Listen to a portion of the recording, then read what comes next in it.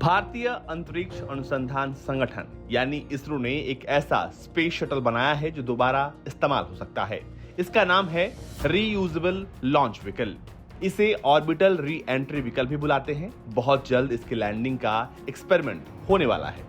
ये एक्सपेरिमेंट इस साल की तीसरी तिमाही में संभावित है। रीयूजेबल लॉन्च व्हीकल की लैंडिंग एक्सपेरिमेंट के सफल होने के बाद इसकी ऑर्बिटल री एंट्री एक्सपेरिमेंट पर काम होगा। इसे एक हेलीकॉप्टर से जमीन से 3 किलोमीटर ऊपर ले जाया जाएगा। उसके बाद वहां ये खुद नीचे आएगा और रनवे पर खुद की यानी ऑटोमेटिक तरीके से लैंडिंग करेगा। अगर इसमें ये सफल हो गया तो भारतीय अंतरिक्ष न सिर्फ सैटेलाइट लॉन्च कर पाएगा बल्कि भारत के आसमान की सुरक्षा भी ये कर सकता है। असल में ऐसे ही तकनीक का फायदा अमेरिका और रूस भी उठाना चाह रहे हैं।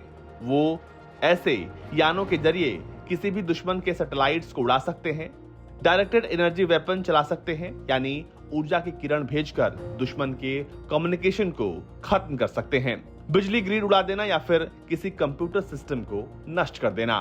भारत भी ये काम इस यान के जरिए कर सकता है। पिछले महीने इसरो प्रमुख एस सोमनाथ ने कहा था कि हम चुपचाप रीयूजेबल लॉन्च व्हीकल के प्रोजेक्ट को आगे बढ़ाना चाहते हैं। ये बेहद सस्ता प्रयोग है। सोमनाथ ने आगे कहा था कि अगर सब कुछ सही रहा तो 2030 तक रीयूजेबल लॉन्च व्हीकल पूरी तरह से काम करना शुरू कर देगा। इससे बार बार रॉकेट बनाने का खर्च कम हो जाएगा। ये सैटेलाइट को अंतरिक्ष में छोड़कर वापस आ सकता है ताकि दोबारा इस्तेमाल हो सके। इससे स्पेस मिशन की लागत कम से कम 10 गुनी कम हो जाएगी। रीयूजेबल लॉन्च व्हीकल के अत्याधुनिक और अगले वर्जन से भारतीय अंतरिक्ष यात्रियों को स्पेस में भी भेजा जा सकता है। अभी ऐसे स्पेस शटल बनाने वालों में अमेरिका, रूस, फ्रांस, चीन और जापान ही हैं। रूस ने 1989 में ऐसा ही शटल बनाया था जिसने सिर्फ एक ही बार उड़ान भरी। अभी जो स्पेस शटल बनाया जा रहा है वो अपने असली फॉर्मेट से करीब 6 गुना छोटा है। सारे टेस्ट सफल होने के बाद इसका असली आकार बनाया जाएगा। 6 साल पहले साल 2016 में रीयूजेबल लॉन्च व्हीकल की टेस्ट फ्लाइट हुई थी। तब ये एक रॉकेट के ऊपर लगाकर अंतरिक्ष में छोड़ा गया था। करीब 65 किलोमीटर तक गया था। ये एक हाइपरसोनिक उड़ान थी। इसकी स्पीड आवाज की गति से 5 गुना ज्यादा है। उसके बाद 180 डिग्री पर घूमकर ये वापस आ गया था। 6.5 मीटर लंबे इस स्पेसक्राफ्ट का वजन 1.75 टन है। बाद में इसे बंगाल की खाड़ी में उतार लिया गया था।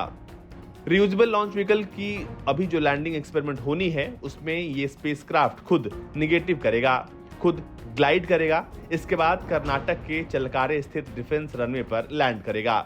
ये परीक्षण इस स्पेसक्राफ्ट के एयर डायनामिक्स को समझने के लिए जरूरी है।